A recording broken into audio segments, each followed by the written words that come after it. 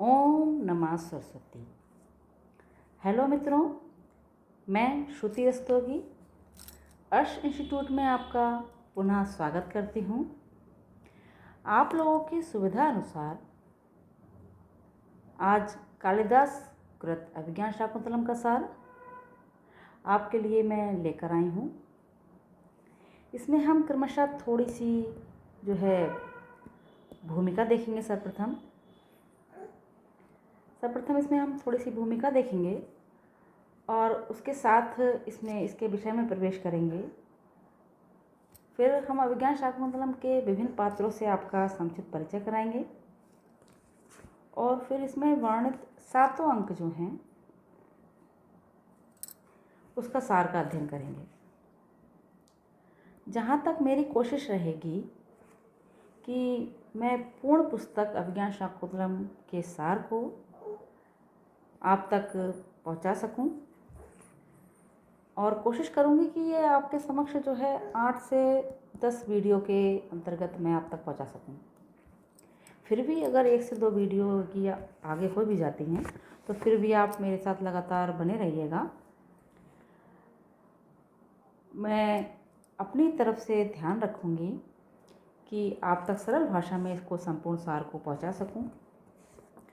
और आपसे एक गुजारिश है, रिक्वेस्ट है, क्या कह लें, आपसे कुछ अपील है। यदि आपको कुछ वीडियो के दौरान समझ नहीं आ रहा हो और इससे संबंधित कोई अन्य जानकारी आप मुझसे चाहते हों तो कृपया मुझे कमेंट करें, जिससे मैं अपने आने वाले वीडियो में आगे सुधार कर सकूं और त्रुटि रहित प्रकरण आप तक पहुंचा सकूं। तो आपका सहयोग और साथ मेरे लिए महत्वपूर्ण है, तो मेरे साथ बने रहिए। चलिए आइए प्रवेश करते हैं हम अभिज्ञान शाकुंतलम के जो है सबसे पहले भूमिका पर।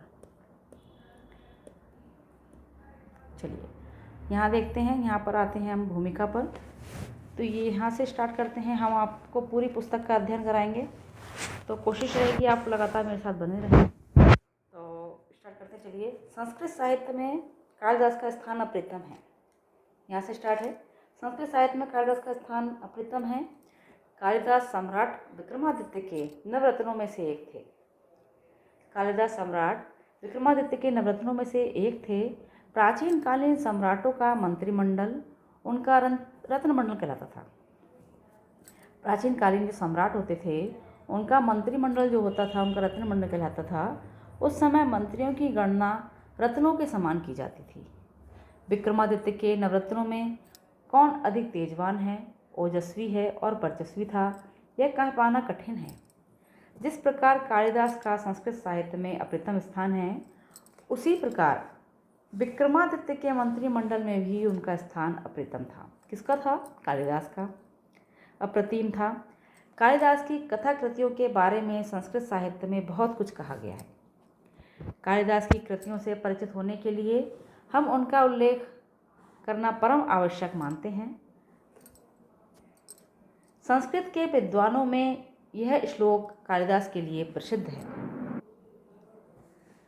काव्येषु नाटक रम्भम तत्र रम्भम शकुंतला तत्रापि चतुर्थो अंक स्तत्र श्लोक चतुष्टयम। इसका अर्थ यह है कि काव्य जितने भी प्रकार का है उसमें नाटक विशेष सुंदर होता है। काव्येषु नाटकम रम्भम। नाटकों में भी काव्य सौंदर्य की दृष्टि से अभिज्ञान शाकुंतलम का नाम सबसे ऊपर है। तत्र रम्भम शकुंतला। अभिज्ञान शाकुंतलम में भी उसका चतुर्थ अंक और इस अंक में भी चौथा श्लोक तो बहुत ही रमणीय है। तत्रापि चतुर्थो अंक स्तत्र श्लोक चतुष्टयम। इसका अर्थ देखिए, बहुत सरल भाषा में आपको पहुंचा रही हूँ। काव्येषु नाटकम रम्भम, यथार्थ काव्य के जितने भी प्रकार हैं उसमें नाटक विशेष सुंदर होता है। तत्र रम्भम शकुंतला। नाटकों में भी काव्य सौंदर्य की दृष्टि से अभिज्ञान शाकुंतलम नाम सबसे ऊपर है। अभिज्ञान शाकुंतलम तत्रापि चतुर्थो अंक, अभिज्ञान शाकुंतलम में भी उसके चतुर्थ अंक, और इस तत्र श्लोक चतुष्टयम, और इससे भी रमणीय क्या है, इस अंक में चौथा श्लोक। इसी प्रकार एक अन्य विद्वान ने कालिदास के विषय में कहा है, कालिदास गिराम सारम कालिदास सरस्वती चतुर्मुख अथवा ब्रह्मा विदुन्न अनार्य तु मादृशः। इसका मतलब ये है कि कालिदास की वाणी के सार को कालिदास गिराम साराम को आज तक केवल 3 व्यक्तियों ने समझा है। एक तो विधाता ब्रह्मा ने, चतुर्मुखो अथवा ब्रह्मा, दूसरा वाग्देवी सरस्वती ने, ये सरस्वती, तीसरे स्वयं कालिदास ने। कालिदास मुझ जैसा तो उनको ठीक से समझने में भी असमर्थ है। विदुन्न अरण्य तु मादृशा। इतना ही नहीं, इससे भी बढ़कर किसी प्राचीन संस्कृत कवि ने कहा है, कालिदास कविता नववया महिषम दधि शंकरम पया ऐण मासम अवला सुकोमला संभवन्तु मम जन्म जन्मनि। इसका अभिप्राय यह है, यदि प्रत्येक जन्म में मुझे कालिदास की कविता, नई चढ़ती हुई जवानी, भैंस के दूध का जमा हुआ दही, शक्कर पड़ा हुआ दूध, हरण का मांस और कोमल नवेली युवती प्राप्त होती रहे, तो इस भवचक्र में जितनी बार भी मुझे जन्म लेना पड़े, वह मुझे स्वीकार है। देखिए यहाँ पर दिया हुआ है कि क्या चीज़ दी हुई है। कालिदास कविता नववया, नई चढ़ती हुई जवानी, भैंस के दूध का जमा हुआ दही, दधी शक्कर रुपया, शक्कर दधी, और उसके अलावा ये दिया हुआ है यहाँ पर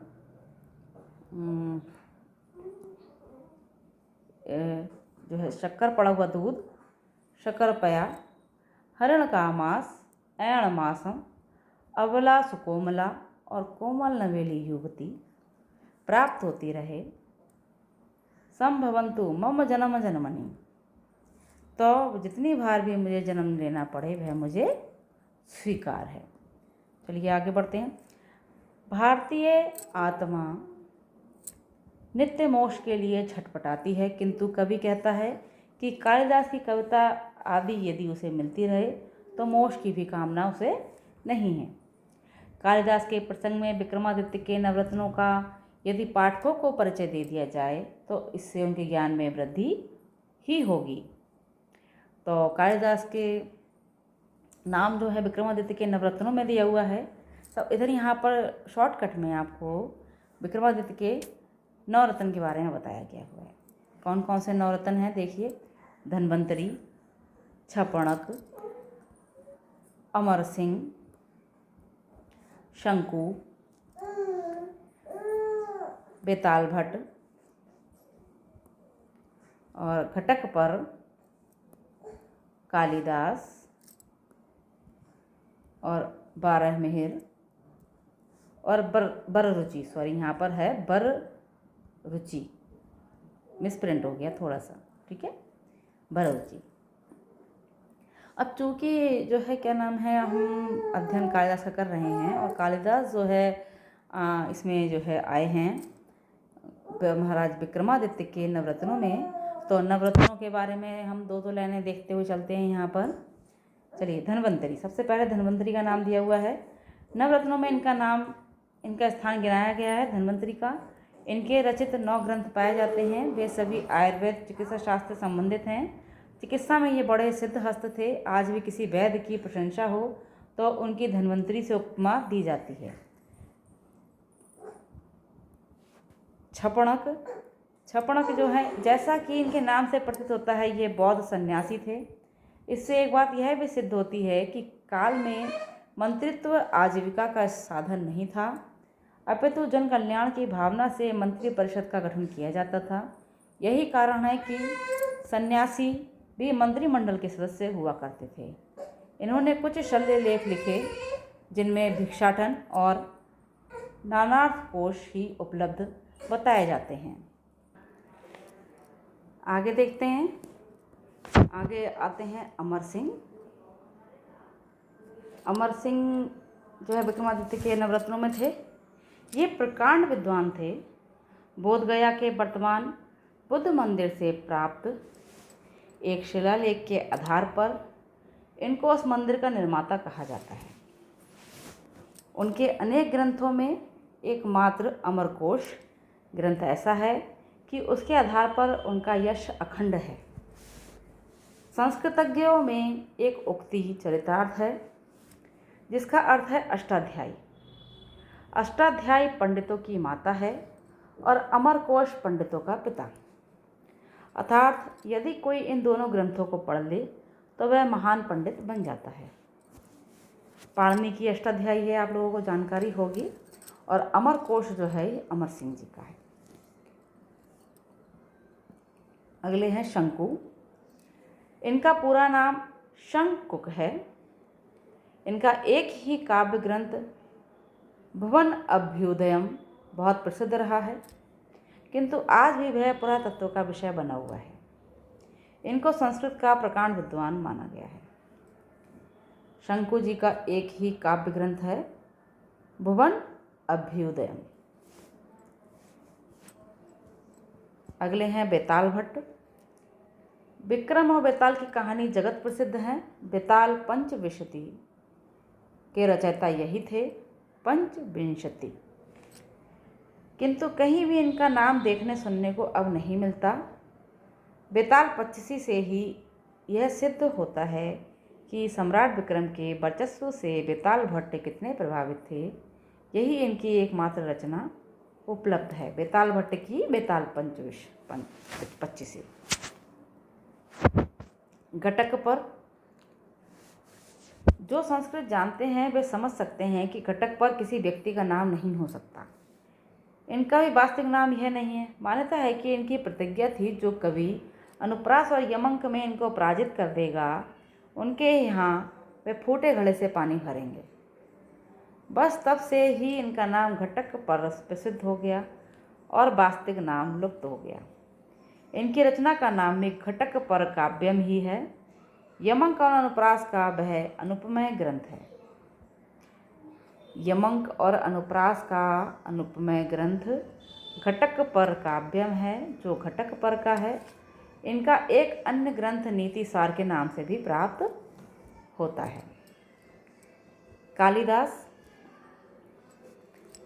का चूँकि हम विस्तृत अध्ययन करेंगे, लेकिन हम यहाँ नवरत्नों के बारे में छोटी छोटी जानकारी अर्जित कर रहे हैं, तो चार लेने कालिदास के लिए। ऐसा माना जाता है कि कालिदास सम्राट विक्रमादित्य के प्राण प्रिय कवि थे। उन्होंने भी अपने ग्रंथों में विक्रम के व्यक्तित्व का उज्ज्वल स्वरूप निरूपित किया है। कालिदास की कथा विचित्र है। कहा जाता है कि उनको देवी काली की कृपा से विद्या प्राप्त हुई थी, इसलिए इनका नाम कालिदास पड़ गया। संस्कृत व्याकरण की दृष्टि से यह कालिदास होना चाहिए था, किंतु अपवाद रूप में कालिदास की प्रतिभा को देखकर उसी प्रकार परिवर्तन नहीं किया गया जिस प्रकार विश्वामित्र को उसी रूप में रखा गया। जो भी हो, कालिदास के विद्वता और काव्य प्रतिभा के विषय में अब दो मत नहीं हैं। वे न केवल अपने समय के अप्रतिम साहित्यकार थे, अपितु आज तक भी कोई उन जैसा अप्रतिम साहित्यकार उत्पन्न नहीं हुआ है। उनके 4 काव्य और 3 नाटक प्रसिद्ध हैं। शकुंतला उनकी अन्यतम कृति मानी जाती है। अगला है बारहमिहिर। भारतीय ज्योतिष शास्त्र इनसे गौरवास्पद रहा हो गया है। इन्होंने अनेक ग्रंथों का प्रणयन किया है। बारहमिहिर ने इनमें बृहज जातक, बृहस्पति संहिता, पंच सिद्धांति मुख्य हैं। गणक तरंगिणी लघु जातक, समाज संहिता, विवाह पटल, योग यात्रा आदि आदि का भी इनके नाम से उल्लेख पाया जाता है। अगले हैं वररुचि। बताया था यहाँ पे वररुचि जो है गलत शब्द क्या है, वरसचि हो गया है। कालिदास की भांति ही वररुचि भी अन्यतम काव्यकर्ताओं में गिने जाते हैं।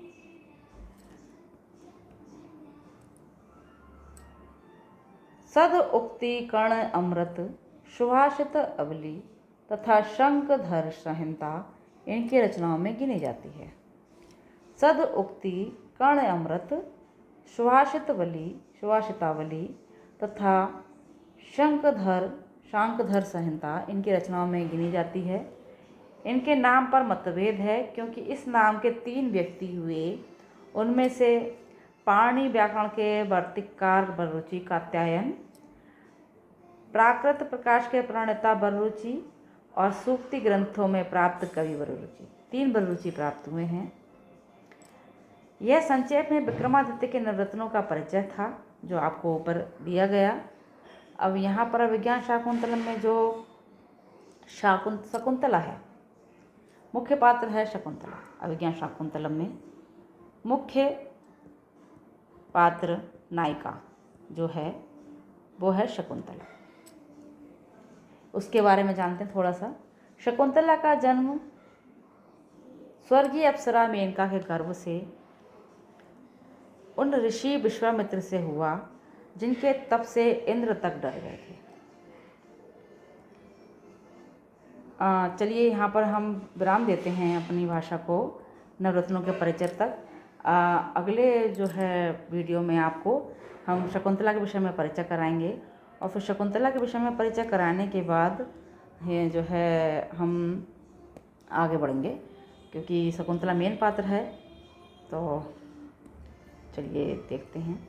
ये आप लोगों की क्या इच्छा है, आप लोग अभी देखना चाहेंगे? चलिए अच्छा देख लेते हैं शकुंतला के विषय में, क्योंकि शकुंतला का आगे चित्रण दिया गया होगा। चलिए देख लेते हैं, कोई दिक्कत नहीं है, अभी देख लेते हैं। चलिए शकुंतला के विषय में थोड़ा सा देख लेते हैं। शकुंतला का जन्म स्वर्गीय अप्सरा मेनका के गर्भ से उन ऋषि विश्वामित्र से हुआ जिनके तप से इंद्र तक डर गए थे और उन्होंने ऋषि को लुभाने के लिए और उनकी तपस्या को भंग करने के लिए मेनका को मृत्युलोक में भेजा। कन्या के उत्पन्न होते ही मेनका उसको वन में छोड़कर स्वर्ग को लौट गई। यानी कि मेनका जो आई थी विश्वामित्र के जो है तपस्या को भंग करने के लिए आई थी और उन्हें आकर्षित कर उन्होंने और विश्वामित्र और मेनका से उत्पन्न जो कन्या हुई उसे कन्या को उत्पन्न होते ही मेनका उसे वन में छोड़कर स्वर्ग को लौट गईं। वन के पशु पक्षियों ने कन्या का पोषण किया और कर्ण की दृष्टि पड़ने पर वह उसको अपने आश्रम में ले आए। पक्षियों द्वारा लालित पोषित होने से कर्ण ने उसका नाम शकुंतला रख दिया था। शकुंतला के प्रति महर्षि कर्ण का अपनी औरस पुत्री जैसा स्नेह था। वह उसकी प्रसन्नता का सब सामान अपने आश्रम में जुटाते रहे हमेशा। अभिज्ञान शाकुंतलम में इसी शकुंतला के जीवन को संक्षेप में चित्रित किया गया है। इसमें अनेक मार्मिक प्रसंगों का उल्लेख किया गया है। एक उस समय जब दुष्यंत और शकुंतला का प्रथम मिलन होता है, दूसरा उस समय जब कर्ण और शकुंतला को अपने आश्रम से पतिगृह के लिए विदा करते हैं। जब कर्ण शकुंतला को अपने आश्रम से पतिगृह के लिए विदा करते हैं उस समय तो स्वयं ऋषि कहते हैं कि मेरे जैसे ऋषि को अपनी पालित कन्या में यह मोह है, तो जिनकी औरस पुत्रियां प्रतिगृह के लिए विदा होती हैं पतिगृह के लिए, उस समय उनकी क्या स्थिति होती होगी। तीसरा प्रसंग है शकुंतला का दुष्यंत की सजा में उपस्थित होना और दुष्यंत को उसके पहचानने से इनकार कर देना। चौथा प्रसंग उस समय का है जब मछुआरे को प्राप्त दुष्यंत नाम वाली अंगूठी उसको दिखाई दी जाती है। और पांचवा प्रसंग मारीची के आश्रम में दुष्यंत शकुंतला के मिलन का है। और उसके बाद अभिज्ञान शाकुंतलम की प्रसिद्धि का अनुमान इसी अनुमान से लगाया जा सकता है कि आज से लगभग 200 वर्ष पूर्व सन 1789 में सर विलियम जोन्स ने इसका अंग्रेजी में अनुवाद किया था। तो उस अंग्रेजी अनुवाद का जॉर्ज फॉरेस्टर ने सन 1891 में जर्मनी भाषा में अनुवाद कर प्रकाशित किया। इसी अनुवाद को पढ़कर जर्मनी के सर्वश्रेष्ठ महाकवि गेटे ने अपना हृदय का जो उद्गार प्रकट किया वह अवर्णनीय है। उन्होंने कहा था, यदि तुम युवावस्था के स्व और प्रौढ़ावस्था के फल और अन्य ऐसी सामग्रियां एक ही स्थान पर योजना चाहो जिनसे आत्मा प्रभावित होती हो, तृप्त होती हो और शांति पाती हो, अर्थात यदि तुम स्वर्ग और मृत्यु लोक को एक ही स्थान पर देखना चाहते हो, तो मेरे मुख से सहसा एक ही नाम निकलता है, शकुंतला। आज के साहित्य में जगत में कालिदास और शेक्सपियर की तुलना की जाती है, किंतु हम समझते हैं कि यह तुलना निरर्थक है। दोनों के काल में बहुत अंतर है। कालिदास प्राचीन काल के कवि हैं और शेक्सपियर बहुत ही बाद के कवि हैं, किंतु प्राचीन और नवीन के विषय में स्वयं कालिदास ने कहा है, पुराना होने से कोई काव्य ग्राह्य नहीं हो सकता और नवीन होने का त्याज्य भी नहीं हो सकता। हम शेक्सपियर को नवीन होने के कारण त्याज्य नहीं मान रहे, अपितु हम यह कहना चाहते हैं कि भले ही अंग्रेजी काव्य जगत में शेक्सपियर का अन्यतम स्थान हो, किंतु कालिदास की रचनाओं से उसकी तुलना करना समचीन नहीं होगा। वह कालिदास के एक अंश को भी स्पर्श नहीं कर पाता। कौन? शेक्सपियर का। हाँ, तुलसीदास से शेक्सपियर की तुलना करना चाहें तो की जा सकती है। शेक्सपियर ने एक स्थान पर कहा है, आँखों के जुबान नहीं और जुबान के आँख नहीं, किंतु इससे पूर्व तुलसीदास इसी भाव को जनकपुरी में राम जानकी के प्रथम दर्शन के अवसर पर इन शब्दों में रूपायित कर चुके थे। गिर अन्मय नयन विनुवानी। देखिए, यहाँ पर जो शेक्सपियर का कथन है, आँखों के जुबान नहीं और जुबान की आँख नहीं, ये दिया हुआ है यहाँ पर तुलसीदास के द्वारा। गिरा अन्मय नयन विनुवानी। कालिदास अपनी उपमाओं के लिए जग विख्यात हैं। संस्कृत में कहा गया है कि कालिदास की उपमा भारवी का अर्थ गौरव, दंडी का पद लालित्य और किंतु माघ में इन तीनों का समावेश पाया जाता है। संस्कृत में कहा गया है कालिदास की उपमा प्रसिद्ध है, भारवी का अर्थ गौरव प्रसिद्ध है, दंडी का पद लालित्य प्रसिद्ध है, किंतु माघ में इन तीनों का समावेश पाया गया है। कालिदास के विषय में जितना लिख दिया जाए वह कम होगा। यहाँ पर उनके प्रसिद्ध नाटक अभिज्ञान शाकुंतलम का हिंदी अनुवाद शकुंतला नाम से प्रस्तुत किया जा रहा है। इसमें संस्कृत भाषा का सौष्ठव और हिंदी का लालित्य स्थायी रखने का हमने प्रयत्न किया है। हमें आशा है कि इसको पढ़ने से पाठक को संस्कृत काव्य के लावण्य और अनुपमेयता का आभास अवश्य होगा। चलिए, यहाँ पर विषय में प्रवेश है। अब विषय प्रवेश हम अगले जो है अंक में देखेंगे। मेरे साथ बने रहिए और आपको यदि जानकारी पसंद आई हो तो मैं चाहूँगी आप मेरे चैनल को लाइक सब्सक्राइब करें और दूसरों तक शेयर करें। आपका सहयोग रहेगा हमारे साथ तो हमें भी अच्छा लगेगा, और कोई भी त्रुटि हो गई हो उसके लिए हम क्षमा प्रार्थी हैं। कमेंट करके मुझे ज़रूर बताइए कि आपको यह पाठ कैसा लगा, और अगले पाठ के लिए नेक्स्ट वीडियो में आपको आमंत्रित करते हैं। धन्यवाद।